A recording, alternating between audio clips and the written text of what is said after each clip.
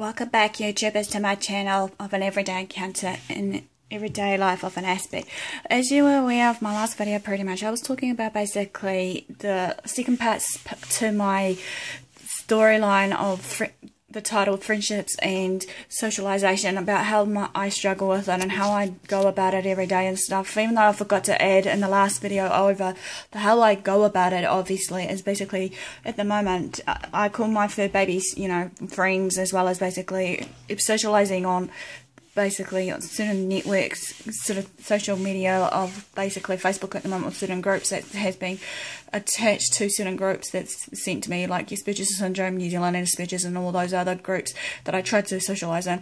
I've been trying my hardest to, as I said, trying to find ways to actually socialise with others around me as well.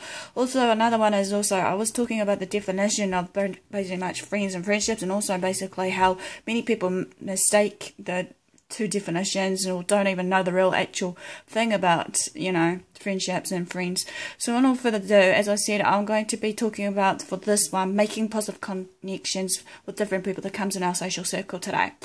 It goes something like this. We're all needing people in our everyday lives, yet, as I said many times before, that some of us Aspies may want our alone time after we socialise for quite some time, be it, we need to rejuvenate, reflect, rewind, and just pretty much fill our energy tank. But sometimes also, we've got to remember, some of us Aspies, however, may tend to feel uncomfortable in a group of people, or even uncertain to how to make friends somehow. Like anyone else, some of us, we may have that weaknesses based on that.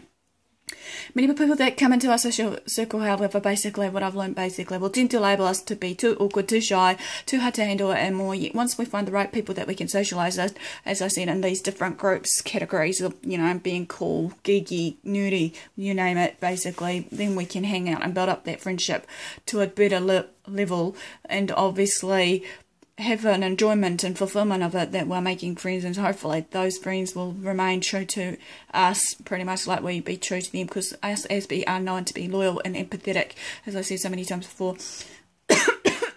Excuse me. As you see, there's sometimes it's not a bad thing sometimes to basically hang around with people, be it a lifetime for us, but to have people around us. Anyway, many of us Aspies, as I said, we need to make sure to have the right people around us. There are some odds in our lives that we might meet and greet people, and then they may not want to be friends with us, whatever their reasons are, basically, even though some of it's just due to the lack of understanding of basically what we are as a person, basically, I feel, pretty much. And sometimes when we do feel that we want to be friends with them, and how we go about approaching people basically is important too. We need to read the body languages of others, as well as just one-on-one time with that person, or just even reading body languages from all the people that are in a group, pretty much. Some may feel freaked out more than others, pretty simply. Also, when it comes down to it, obviously, when you see it, many people seem to think that, they don't know what they're talking about and whatnot, but I know what I think. But us Aspies, we do need to feel like, appreciated and also accepted, and, the like, pretty much. Sometimes when it comes down to some people, with my experiences, I've been trying to not waste my time and energy on the same people that may not give their time back to me regardless, even though as I said, sometimes I don't ask for much, but just a matter of respect, understanding, and basically every other thing that is important to me. But then everybody just laughs at me. Ha ha ha, you're very funny, Kerrin, that's not going to happen, blah blah, whatever the case may be. But at the end of the day, that's fine by me also. How we present ourselves, however, is really important. We need to make sure that there are some rules that we can initiate, though, and follow, pretty much, and observe the situation in that everyday conversation that is being done in a group, or just one-on-one, as I said, sort of thing. I feel that sometimes there are some cues that tends to show that some people are busy, doing their own thing, be it like, for example, for me, I tend to get so worked up or tied up with my stuff, like so self-absorbed in my reading material or research material, and then sometimes it gets to the point that many people tend to, misread the body language and also basically interrupt me, and then that's when I get so frustrated. Sometimes they need to be patient, obviously, as well you do too.